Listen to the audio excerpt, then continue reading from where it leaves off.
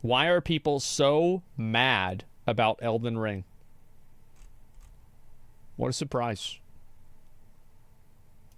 All right, what's going on, guys? People are getting so mad about Elden Ring, which is kind of a pretty common thing nowadays. Elden Ring is such a break from normal video gaming tropes, and you'd think by now people would learn, but with its meteoric rise and success, people just can't understand it. I'm sure we all remember after the release of Elden Ring, those developers that came out talking about how terrible the game's UI we was, watched all and how that. unuser-friendly the quest design was. Well, we kinda have a similar situation on our hands. Recently, pretty much all the conversation in the gaming sphere has been on the upcoming Game Awards. And of course, Elden Ring is a nominee for Game of the Year. Well, in light of that, all the other nominees for other categories at the Game Awards have also been revealed, and Elden Ring is nominated for 7 total categories, those of which are Game of the Year. And I want to also keep in mind that Stray, the cat game, was probably nominated for more categories than Elden Ring. Okay? So anybody thinking Elden Ring's getting too much attention, it was a cat game. It's a good game. I know it's a good game, but so's Elden Ring. Best RPG, Best Art Direction, Best Game Direction, I got no problem Best with it. Score and Music, Best Sound Design, and the one that has a lot of Best people up in Narrative. arms, Best Narrative. Here we And that's go. what we're gonna break down. But as we get into it today, do me a favor and hit that subscribe button if you want to stay up to date on all the Elden Ring coverage. I'm making it my goal to try to get to 70k before the Game Awards, because there's a big Honestly, chance I just think you need to get 1,000 more. You'd be good to go. Elden Ring DLC is going to be announced there. And of course, I'm going to try to stay on top of that for you guys. But now let's get into it. Some of y'all might remember a little bit of drama I had back in the day over whether or not Elden Ring's storytelling is good or bad. And it's kind of the same argument that's popped up again, because people can't seem to understand why Elden Ring would be nominated for Best Narrative when the story is so convoluted and hard to understand. Especially when compared to other games, like God of War Ragnarok, which has a story that anybody who picks up the controller and plays the game is going to understand and comprehend on their first playthrough. Elden Ring does not follow that route whatsoever. The primary story of Elden Ring is told in obscurity. Your character is dropped off in this dead and decaying world and only given the scraps of what happened. And it's part of your job as a player of the game to seek out more fragments of what happened through the tales of other characters and item descriptions of the things you pick up in the world. And that's how the game treats you, the player, and the characters that inhabit that world. You only know what your player character would know, and considering you're an undead that just came back to life in this state of the world, You don't know they're not shit. going to know very much. And this is where people get lost, because the game never actually tells you that. So an unsuspecting player who is unfamiliar with the way these games work would rightfully feel confused. And so the question surrounding all of this becomes, is a story that's not told to you directly still a narrative? Let's look at the definition of narrative. Narrative is defined as a spoken or written account of connected events, a story. And there's an important part in there, spoken or written. And as I mentioned earlier, the majority of Elden Ring's lore is told through the item descriptions and tiny bits of text we can pick up throughout the game. And on top of that, the environmental storytelling is top notch. Yeah, I feel like environmental storytelling also contributes to narrative. I do not agree that just because it does not fit inside of the dictionary definition that it is not narrative. I think environmental storytelling absolutely fits into it.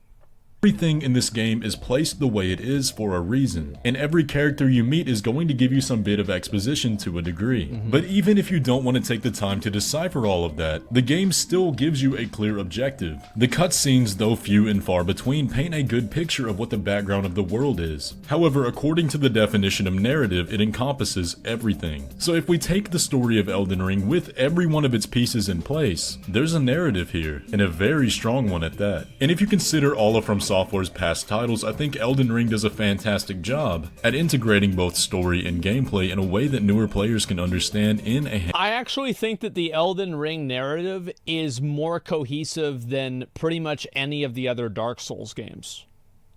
Like, there is much more of a surface level understanding somebody can have of Elden Ring than any of the Dark Souls games. And for example, and this is something that I even didn't like about Elden Ring, I didn't like how at the beginning cinematic with Elden Ring, it said that the goal in the game was to become the Elden Lord.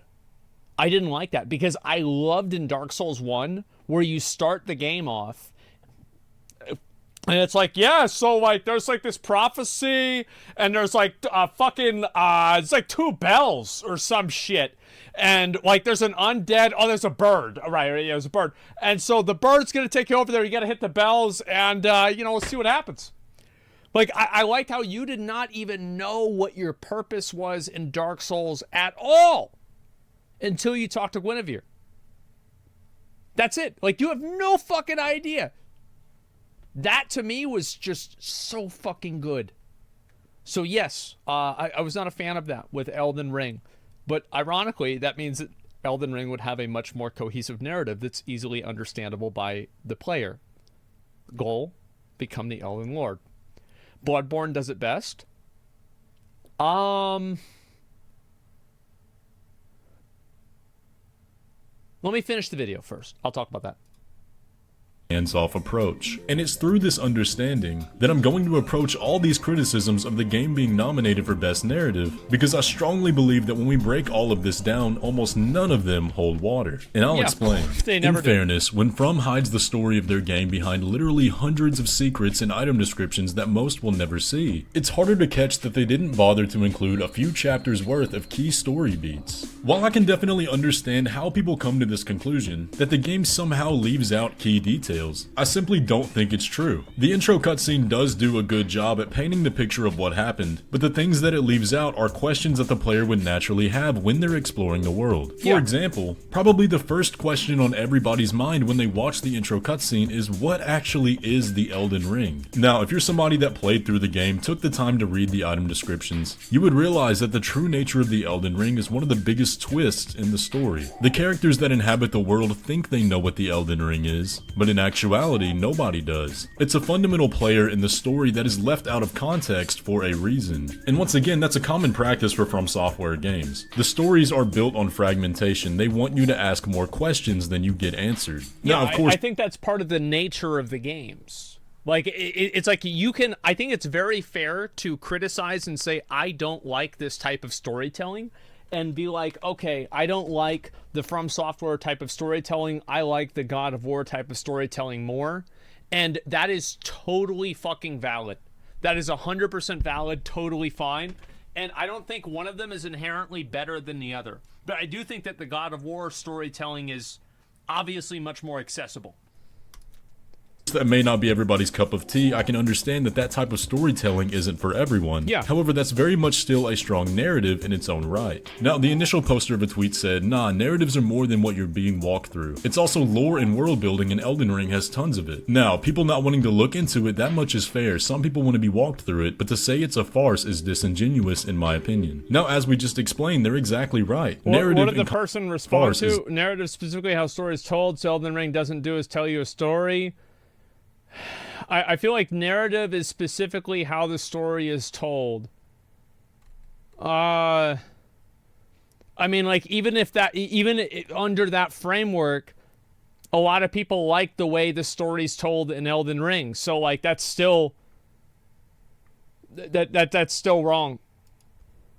Disingenuous in my opinion. Now, as we just explained, they're exactly right. Narrative encompasses everything, but the reply to this tweet shows the flaw in these people's arguments. None of that is narrative. Narrative, especially how the story is told. Something Elden Ring doesn't do is tell you a story. This isn't best lore, world building, or story, it's best narrative. Now, aside from that statement just being blatantly false, it illustrates a big problem in the gaming industry as a whole, that the line between cinema and game is growing ever thinner. To go back to my point about God of War, part of the reason I personally did not enjoy that game near as much as Elden Ring is because it is a very strong guided experience. The game wants the player to do one thing and go about their journey in one way, so that the player gets the story the first time and eliminates the chance that they don't. When you have a game that implements this style of storytelling, naturally it's going to cater to a wider audience because it's more accessible. It's easier to chew. However, one of the drawbacks of this is that it has to remove control from the player, and the most common form of this is through cutscenes. Now, they can disguise it with QuickTime events, but at the end of the day, it becomes more of a movie than a game. And after all, these are the Game Awards. When you pick up I feel like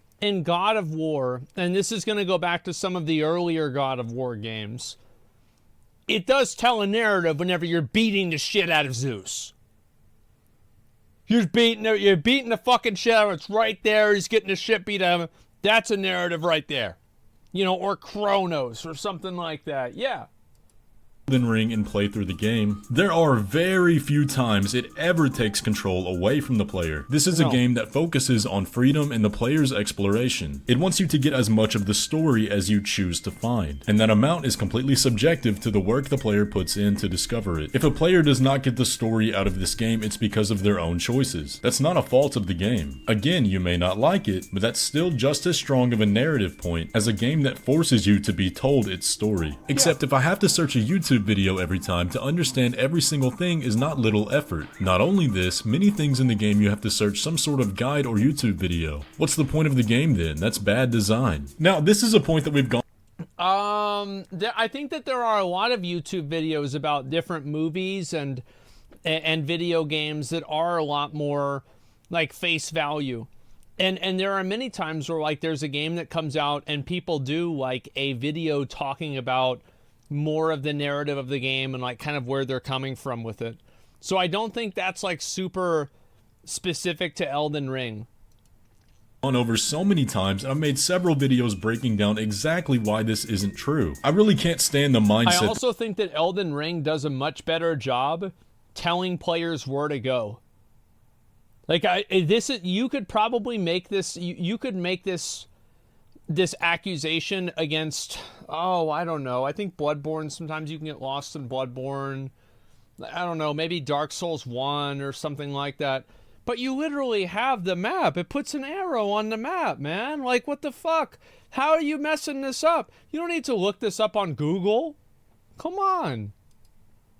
You have to watch YouTube videos in order to find something or understand something in this game. Yeah. You don't. The fact that the videos exist in the first place proves them wrong, because somebody originally had to find that information in the game in order to make the video. As I stated before, what you find and what you understand is directly correlated to the work you put in to achieve it. Now, if you want to talk about the quest design, yes, there are story elements to be gained by... I think that, yes, obviously, it is a very interesting decision to put a boss like, it's not Dragon God, Persuliax or whatever the fuck his name is at Farum Azula.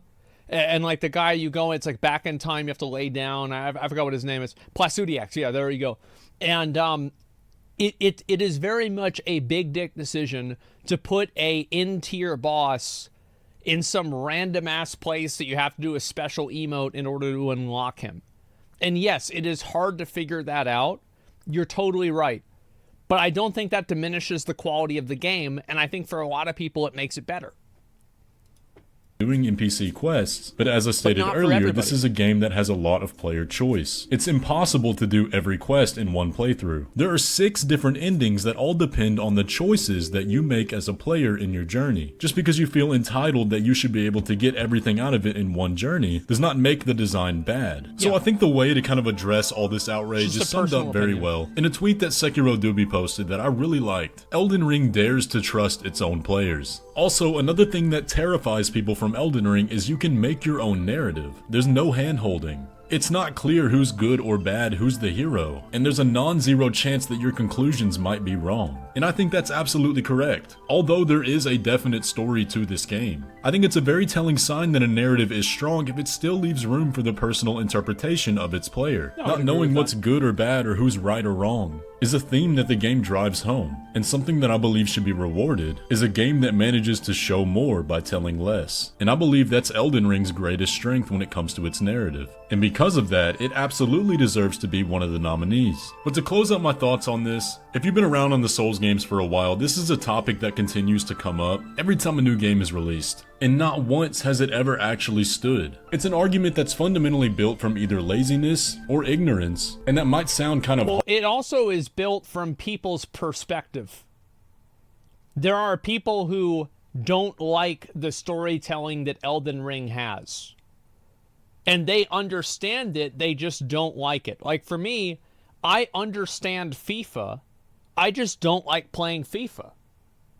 It's not like I don't understand soccer. Hey, kick the ball in the hole. It's pretty fucking simple. But it's just not something I'm really into. I'm just not a fan of it. So it's okay. It's totally fine. But to say that it doesn't exist, to say like there's no point to FIFA or FIFA's a bad game, no, I think FIFA's probably a great game. But that doesn't mean that it has to be for me. It's the same as I said with Mythic Plus and WoW. I'm not a huge fan of Mythic Plus. But that doesn't mean I think Mythic Plus is bad. Or it should be taken out of the game. Or it shouldn't be taken seriously.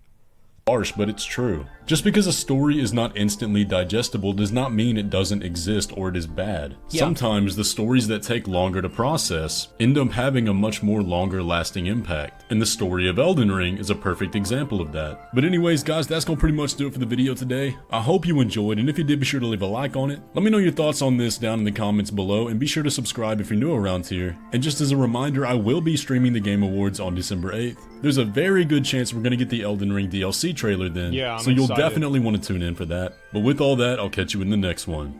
Is lit. Oh, yeah. True, I'm excited. I'm very excited.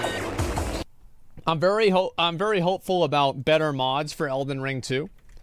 Because, like, there you guys go. I want to link you guys a video. I think it's actually a pretty good video. It was respectful. It was a good video. I watch a lot of Dark Souls, like, Elden Ring, Bloodborne type content. I like it a lot. It's very interesting to me. So yeah, Convergence in the making. Yeah, I remember that. That was like last year. Or no, it was like 6 months ago. I don't think they've made an update about that. I know they made Convergence mod. Like there's really probably about like 2 or 3 big mods for each game. You know, like it's like you've got, there's like that Dark Souls 1 mod that's being made now. I'm pretty sure it was being made. And there's like Daughters of Ash. Then there is the Hollowed mod for Dark Souls 3. I forgot exactly what it was called. Convergence, Cinders, Nightfall still not. Yeah, it was that Nightfall. Yeah, I forgot exactly what it was. I watched I think Distortion play it. Daughters of Ash is scuffed. I beat the whole thing.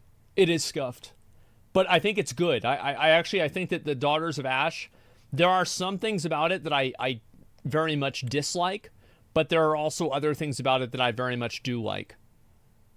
Sekiro Resurrected? Sekiro Resurrected isn't a new game, is it? I don't know about that. Daughters of Ash is scuffed as fuck. I gave up eventually. Yeah, it took me a while to beat it. I had some pretty weird builds. And it's a mod. Oh, really? I've never played it. Maybe I should play that. I should try that out. But yeah, either way, I would be fine if God of War won Best Narrative. I think that's totally okay. Yeah, I mean, God of War seems like it has a great narrative from what I've seen of it, and sure. Why not? I mean, I think maybe like. I've never the thing is, I can't say Elden Ring deserves Game of the Year whenever I didn't play the other contender for Game of the Year. I have no idea. However, it's going to be a very hard sell for me not to think Elden Ring deserves Game of the Year. It was one of the best, like Elden Ring is one of the best games I've ever played. That's why we're going to play it again. Right, we're going to get back into this. But yeah, I do like videos like this talking about kind of the nature of the storytelling in the game, etc. There are things about Elden Ring that I don't like. But overall, I think it's a great game. Do you have PS4, PS5? Yeah, I got a PS5 over there. I've got a Netflix machine, which is my PS4 behind me.